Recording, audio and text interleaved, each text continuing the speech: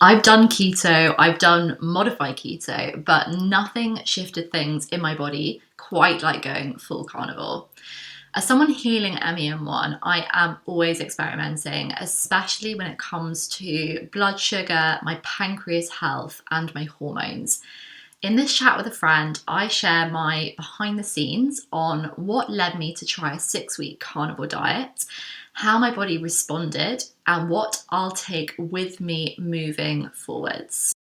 Why did you give it a go? Last time I spoke, you were keto but doing your own way. So, what was it that made you go from that to I'm going to do a 6 week stint of carnivore diet? I'm going to say modified keto because it's very difficult to follow a diet completely. There are some things which ketogenics eat, which I wasn't eating, and some things they don't eat that I was. So, for the purposes of this conversation, we'll call it modified. But I was basically high fat, low carb, and not enough protein at that time. I didn't realize. The most recent time that I'd seen my functional medicine doctor, he did quite a new test on me for what's called a genotype.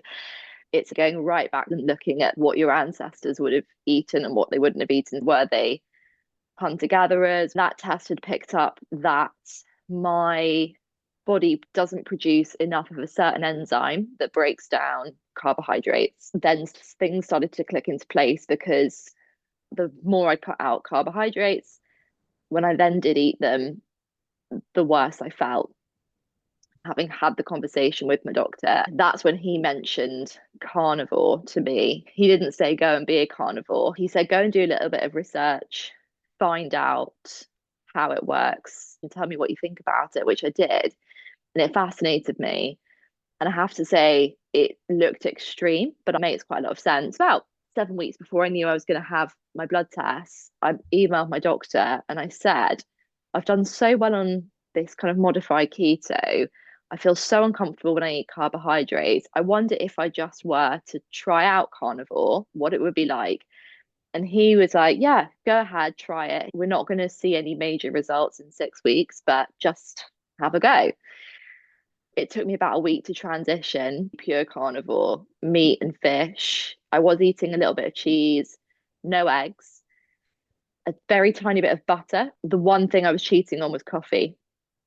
And I did that for basically 6 weeks. The short answer to your question is curiosity. I was just completely curious.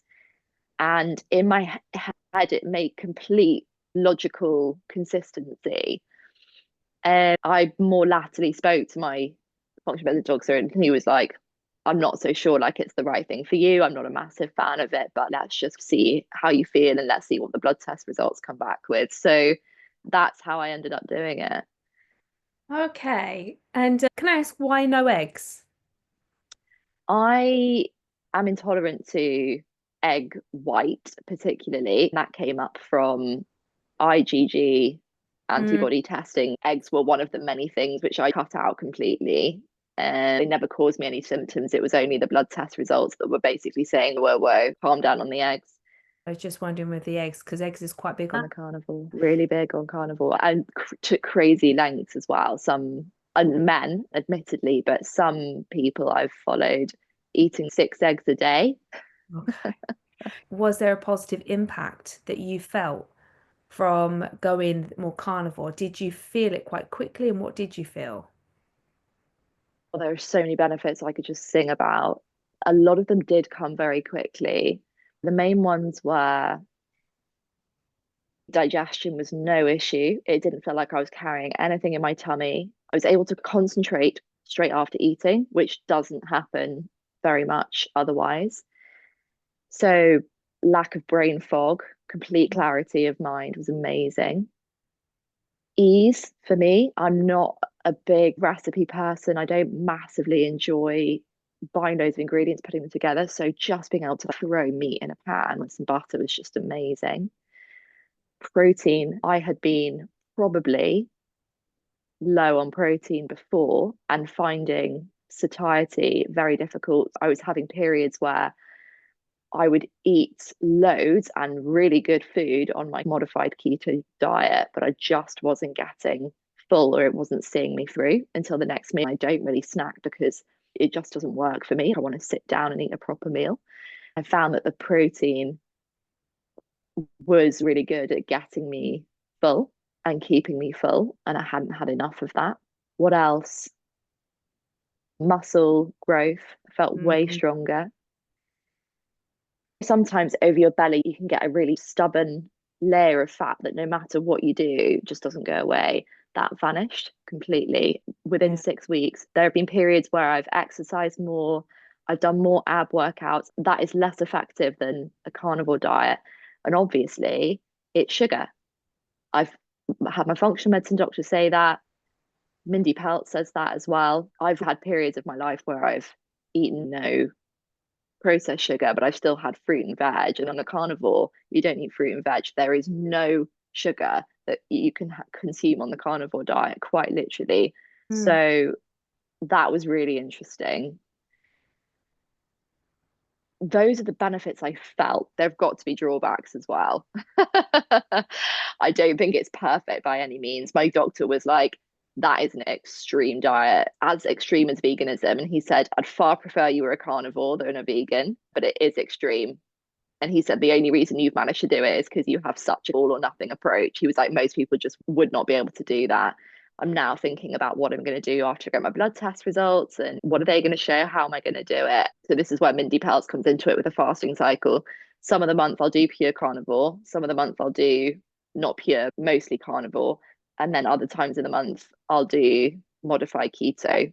But I'm so gone with the starch and the sugars. Yes, of course, I have the occasional dessert when I'm out for dinner, but habitual vegetables and fruit just don't feature in my day, which is one of the biggest changes. I used to eat salad all the time.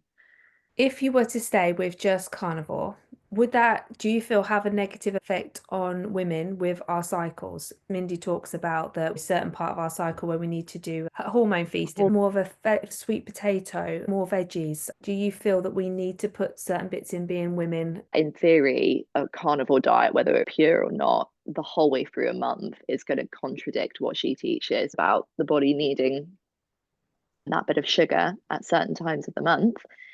I had that in the back of my head when I was doing carnivore, and I got to the week before my period, and I wasn't really craving, which was very interesting.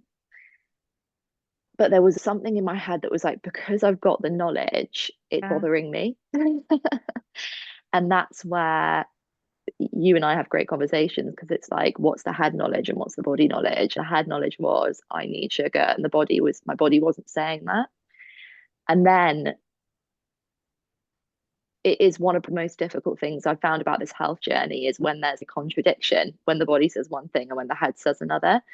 But I have to say, I've never regretted following what my body is telling me going forwards, partly because of the head knowledge, but also to satisfy my functional medicine doctor.